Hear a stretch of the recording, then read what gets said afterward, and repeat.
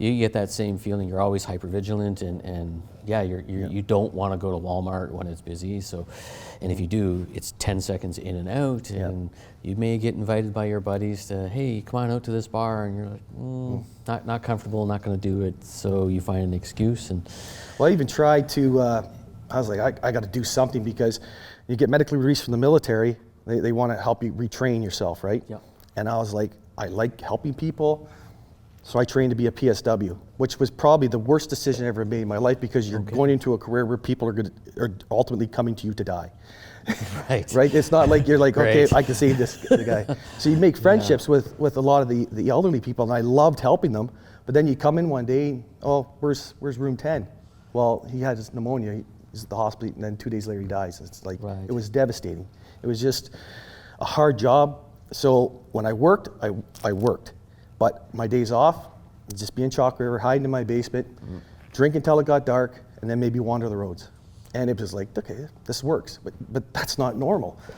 It's not normal, but you tell yourself it's normal, because when you get sucked into the darkness, what it does is it offers you these comforts. It offers you these comforts until one day that you can't find that comfort, and there's nowhere else to go. Yeah. And that's what happened to me. On October 30th of 2021, I tried to take my own life, and went back on a promise to my parents that I wouldn't hurt myself. Right. But the worst thing that trauma did to my brain, it told me, this is okay, you're doing everybody a favor. Oh, I felt embarrassed to be around my brothers. I'd come up with every excuse not to go to my nieces or nephews' birthdays, just because I didn't want them to ever see what I had become. Right. And I thought I was doing everybody a favor. And I used to call my mom all the time, anytime I was in any trouble, and I wouldn't call her that time. Yeah. So, yeah, like October, I took enough pills to kill an elephant 5 times over, and I was ready to go. I laid down, I made my peace with God. Okay. And I thank God today, because a friend of mine who should not have been in Chalk River at that time, should not have come into my house. And the only reason she did is because I took my cell phone for some messed up reason and threw it into the Ottawa River, because I thought people were going to track me. This is the way I can get away with it. Okay. And my phone kept going to voicemail. And she's like, oh, you want to send me to voicemail? Because she was concerned. Right. Walked right in the house just as I laid down, called 911. Goodness. They rushed me to the hospital. My stomach was pumped, and then I was formed by the OPP, Form 1, and they shipped me off to Ottawa for, I think it was 5-6 days. I don't really remember. Okay. Like I try not to, I could have came out on the 5th, I could have come out on the 6th. But I talked my way out of that wing, because I was going to do it right the next time. Okay. Because gift of gab, right? Yep.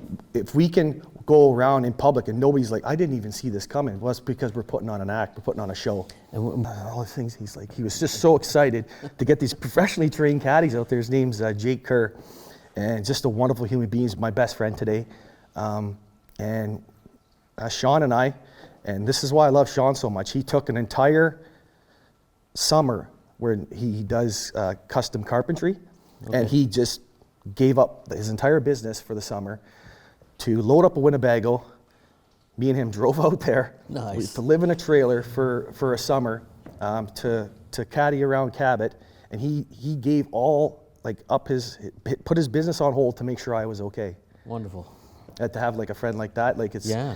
So we went out to Cabot, and just starting off, and I did whatever they wanted.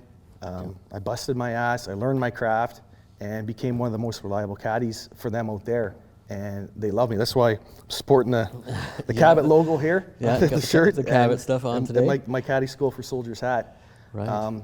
These organizations, there's a video I posted on my social media, and this last season I was able to get my dad to come out there. Cabot. Okay. Cabot welcomed him and 5 of his buddies with open arms, and Nice. it was a wonderful trip. But I was able to caddy for my dad, and it was on the 18th hole at the links. I'm walking down the fairway with my dad, still trying to hold together. Well, from the general manager, director of golf, the head pro, the caddy master, everybody's surrounding the green, watching us come in. And at the end of golf, you know how you shake hands. And I was able to shake my dad's hand and say, the Caddy School for Soldiers saved my life, and Cabot gave me a home. I said, you don't got to worry about me no more. And we had this huge hug. Yeah. And they still talk about it today. They said there wasn't a dry eye Nice. at the resort. It was just that moment to tell my father, I'm okay. You don't have to Yeah, worry about me no more. You're good. And Cabot's treated me like so amazing. They're a family-oriented environment. There's, I think, 300 and some caddies on the roster. So Okay. you would think, being in the military, you're just that name and number on a sheet. Yep. Not there. If I'm, because I still struggle today, right? Right. And I still live within my limitations. So if I say I can't caddy for 3 days, it's whatever you need, Luke. Yeah. Whatever you need. They're so supportive. They're so welcoming of caddies from Caddy School for Soldiers. They work with the Caddy School for Soldiers to try and coordinate housing and all these different things. The director of golf out there, Ted Stonehouse, is just a wonderful human being, and he cares so much for veterans. Ben Calendar, the head of Cabot, loves us. He'll take time to talk to you. Right. The head pro out there, Mike Johnson, my best friend. Like he's got the job down at Citrus Farms. He can be the director of golf up there. When I found that, I had to have a little cry. We had to have a little cry and a hug. Joey Irvin, the assistant caddy master. All these guys, they do whatever they can to make sure I'm okay. Right. So it's such a wonderful place to be out at Cabot. And then when I finished my first season, I was heading back home to Sault Ste. Marie because I sold my house in Chalk River, and I wasn't living out in that trailer by myself. Yeah. So when I got home, I was like, what can I do to help other people figure out about this? Yeah. And for my therapy, I write.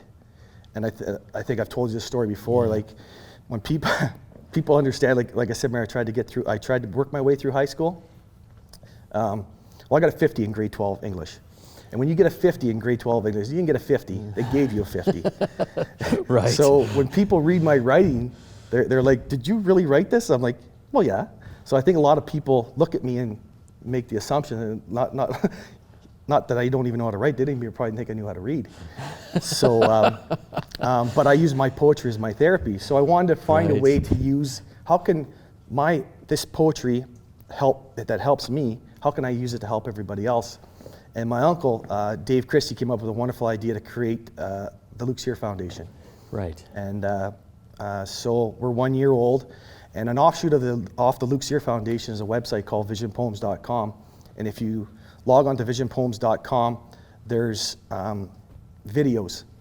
So what we did is there's a video of me reading the poem, there's a write-up of the poem, and then there's a video of me breaking down how that poem helped me. And at the end, there's always to tell if anybody's struggling right now, to go call 911 right away. And it's free. We don't ask for any money. There's no membership fees. There's no nothing. Right. And starting June 1st, we're going to be releasing 2 new videos every month. Okay. We're revamping both websites. My cousin Mark Carlucci is helping with that.